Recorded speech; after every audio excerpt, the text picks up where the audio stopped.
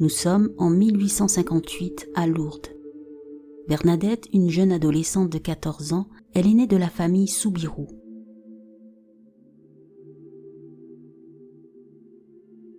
Son père, François Soubirous, et sa femme Louise sont des gens pieux et généreux.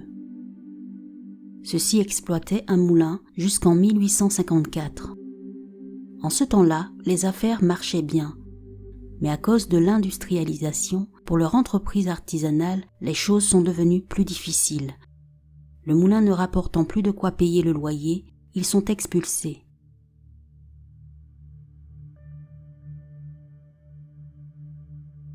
Le couple et leurs 4 enfants tombent alors dans la pauvreté et sont obligés de vivre tous les 6 entassés dans un endroit sombre et insalubre, appelé le cachot, une ancienne cellule de prisonniers qu'un cousin leur a prêté gratuitement.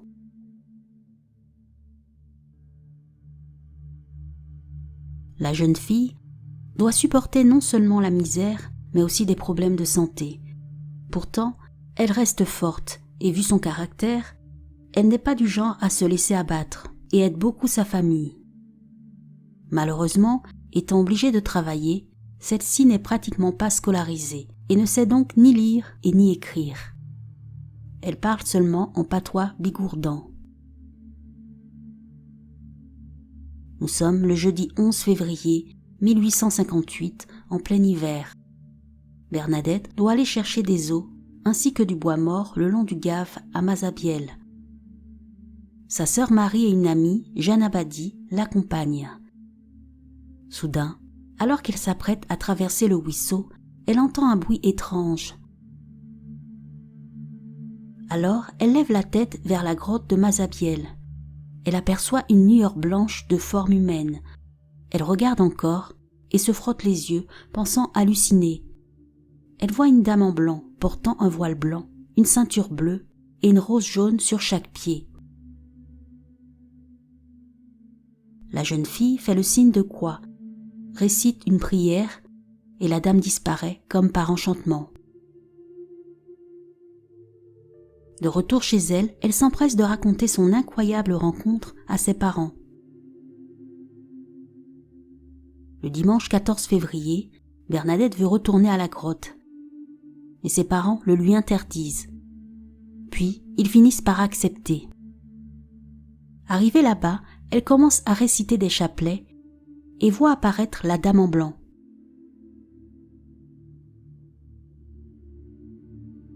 Jeudi 18 février 1858, elle retourne à Mazabielle et c'est la première fois que l'apparition lui parle.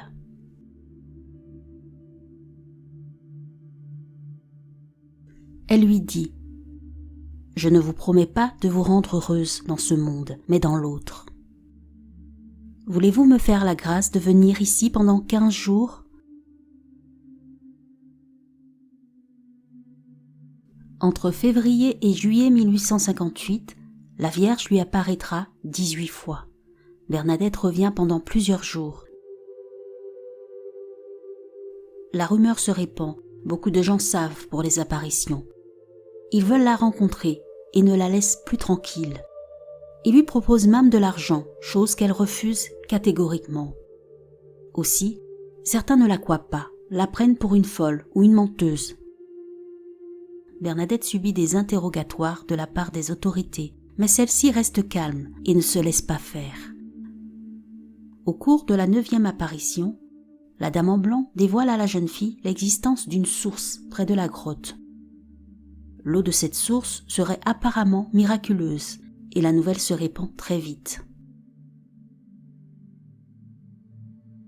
Le 3 mars 1858, ces fameux miracles entraînent la venue d'environ 3000 personnes à la grotte de Lourdes. Nous sommes le jeudi 25 et c'est la 16e apparition. Bernadette demande son nom à la dame en blanc. Elle lui dit qu'elle est l'Immaculée Conception. Seulement, la jeune fille ne comprend pas ce que ces mots signifient.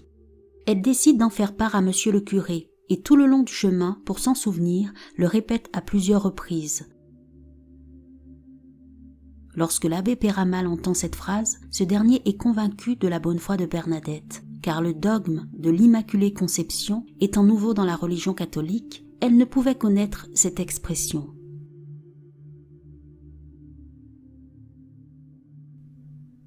Nous sommes en 1866. Désirant mener une vie religieuse et s'éloigner du monde, elle entre chez les Sœurs de la Charité de Nevers à Saint-Gilles-d'Ars. Là-bas, elle mène une existence simple, faite de tâches ménagères et de soins apportés aux malades.